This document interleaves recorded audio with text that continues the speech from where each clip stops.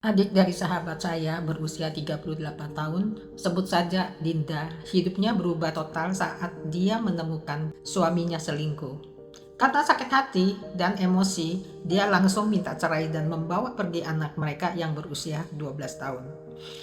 Dalam hatinya, dia yakin satu hal, punya anak adalah kartu as. Dia pikir, karena anak ikut dengannya, suaminya pasti akan sadar lalu kembali ke rumah. Dan awalnya memang kelihatan seperti itu. Sebulan setelah cerai, mantannya berubah jadi sosok ayah yang sangat rajin. Setiap Sabtu dia muncul tepat waktu menunggu di mobil sambil membunyikan klakson 2 kali. Putra Dinda langsung turun dengan tas di punggung. Setiap pulang, selalu membawakan sesuatu yang baru atau cemilan impor, dan sebelum pergi dia akan menyelipkan amplop berisi uang untuk kebutuhan anak. Dinda selalu bilang gak usah, aku bisa urus sendiri. Tapi amplopnya tetap dia simpan. Di hati kecilnya dia masih berharap sebentar lagi pasti suaminya ajak rujuk. Tapi masuk bulan ketiga semuanya berubah. Awalnya dia bilang lembur, lalu katanya harus dinas keluar kota. Lama-lama 2-3 minggu tidak muncul, Dinda mulai gelisah.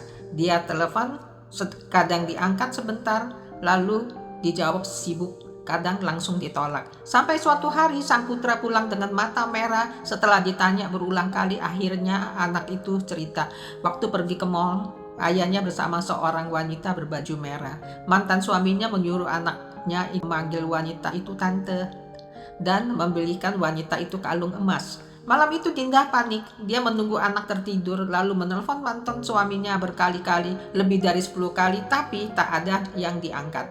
Baru besok siang dia balik menelpon, suaranya dingin. Dia bilang hubungannya dengan wanita itu serius dan dia berharap Dinda berhenti berharap bisa rujuk. Fokus saja membesarkan anak. Telepon ditutup, Dinda duduk di sofa dan menangis sampai pagi. Dia tidak habis pikir, dirinya sudah membesarkan anaknya dengan sepenuh hati, tapi tetap saja tidak mampu menahan kepergian sang suami, dan hidup tetap harus berjalan. Dinda tadinya ibu rumah tangga tulen, tidak punya pengalaman apa-apa selain mengurus rumah. Dia coba melamar jadi kasir, ditolak karena kurang pengalaman. Coba kerja sebagai pengasuh, tapi tidak kuat angkat beban berat. Akhirnya dia bekerja sebagai tukang cuci piring di kafe dekat kompleks dari jam 4 sore sampai tengah malam. Tangan keriput, pinggang sakit, gaji UMR.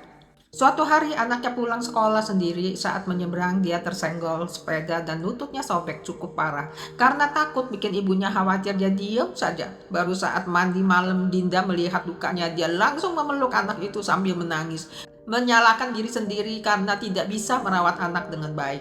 Malam itu pertama kali dia meminjam uang kepada saya untuk membeli asuransi kecelakaan buat anaknya. 6 bulan berlalu. Saat libur sekolah, putra Dinda mendadak demam tinggi sampai 39 derajat dan kejang-kejang. Dinda panik.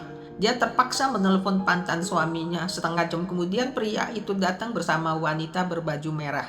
Tapi yang mengejutkan, wanita itu justru membantunya ikut menurunkan panas putranya, membantu merapikan mainan di ruang tamu, dan sebelum pergi dia berkata pelan kepada Dinda, kalau butuh bantuan hubungi saya. Saat melihat mereka pergi, Dinda seperti tersadar. Selama ini dia menganggap anak adalah kartu truf yang bisa membuat suaminya kembali. Padahal sejak awal keluarga itu sudah tidak ada di hati mantan suaminya. Sejak hari itu Dinda berhenti hidup di masa lalu. Dia berhenti memikirkan rujuk. Dia mulai bekerja lebih keras. Bos kafe melihat ketekunannya mulai mengajarinya menjadi seorang kasir. Gajinya naik, jam pulang pun lebih cepat. Dia bisa lebih banyak menemani anaknya di rumah.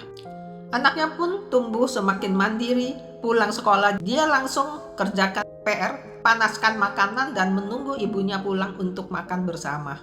Akhir tahun lalu Dinda akhirnya menggunakan tabungannya membuka toko kecil di komplek, menjual kebutuhan harian dan camilan. Bukan toko besar, tapi cukup untuk kebutuhan mereka berdua. Kadang mantan suaminya datang bertemu anaknya, memberi uang jajan sedikit. Dinda sekarang tidak lagi bersikap dingin terhadapnya. Dia melayani dengan sopan, sekedar berbicara soal pendidikan anak.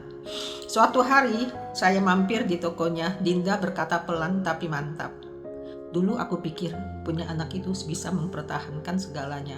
Sekarang saya sadar mengandalkan orang lain itu rapuh. Hidup itu jauh lebih tenang kalau berdiri di kaki sendiri. Saya melihat dia sibuk melayani pembeli, sementara putranya duduk di sudut toko serius mengerjakan PR. Saat itu saya tahu Dinda tidak lagi hidup bergantung pada kartu as. Karena ternyata dia sendiri sudah menjadi kekuatan yang bisa menegakkan seluruh rumah. Saya Monica Su.